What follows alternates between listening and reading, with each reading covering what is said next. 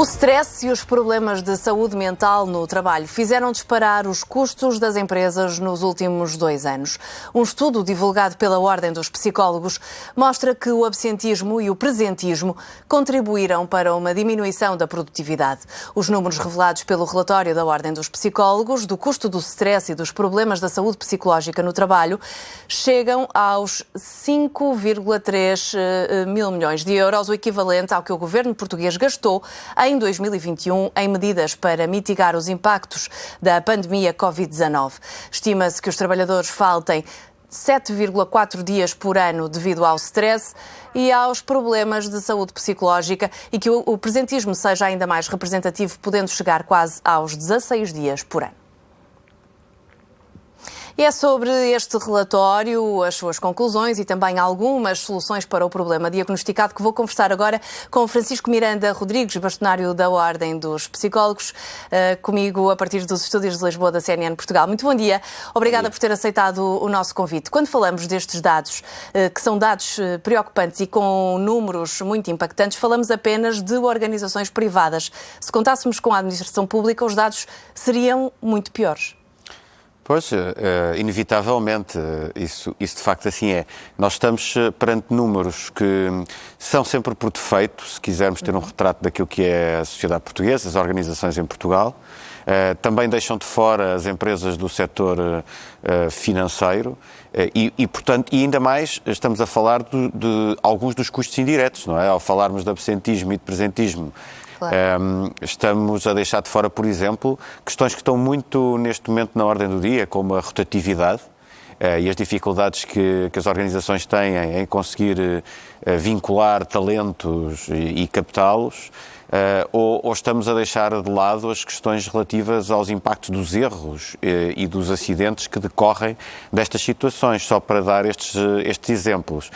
Portanto, o número é muito grande, mas é um número por defeito e deve-nos alertar para a necessidade de acelerarmos mudanças ao nível das práticas de gestão nas organizações, independentemente da dimensão, embora de forma adaptada, como é evidente, mas temos que acelerar estas mudanças porque isto é insustentável. Repare que os custos diretos que decorrem, por exemplo, daquilo que uma boa parte pagamos todos pelos custos que incorrem depois no Serviço Nacional de Saúde, por exemplo, que tem a ver com medicação ou com consultas que daqui decorram, isso também não está aqui incluído portanto, temos mesmo que acautelar o mais rapidamente possível esta situação, com uma intervenção que seja preventiva, e a intervenção mais preventiva que existe é mudarmos práticas de gestão, cuidarmos melhor das pessoas nos locais de trabalho e para isso há ainda muito para fazer, independentemente de haver alguns sinais nos últimos tempos de que as organizações estão mais conscientes disto, estão mais despertas para isto, mas é preciso agir muito mais. Quando um trabalhador pede ajuda psicológica, isso significa que fez todo um caminho de algum sofrimento até chegar a essa necessidade de ajuda psicológica. E quando ele a pede, a ajuda pode não ser suficiente e para muitas pessoas sair da empresa também pode não ser uma opção. Tem havido, por parte das empresas, abertura para a alteração das suas práticas no sentido de não chegarmos a este ponto? É preciso aí fazermos muito mais.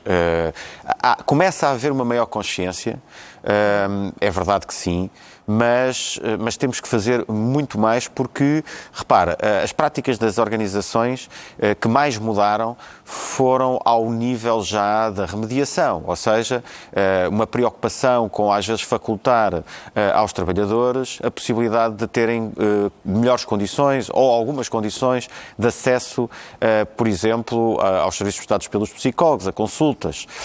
Isso é positivo, como é evidente, mas, na verdade, se continuarmos com práticas de gestão que estão elas próprias a ser as causas daquilo que levam estas pessoas a necessitar do apoio, isto é absolutamente insustentável.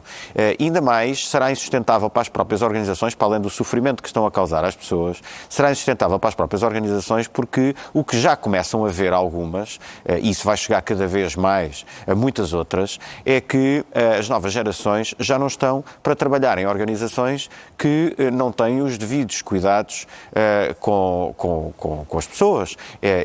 e que aquilo que há 50 os millennial anos... e a geração Z Exato. têm uma relação muito diferente com o trabalho e com o mundo empresarial Exatamente. daquela que as gerações anteriores tinham. E isto é uma questão que pode inclusivamente se tornar uma questão de sobrevivência para algumas organizações, porque se não conseguirem ter práticas que sejam reconhecidas, essas práticas por estas pessoas destas novas gerações, poderão não conseguir ter o talento que necessitam para a competição no mercado atual.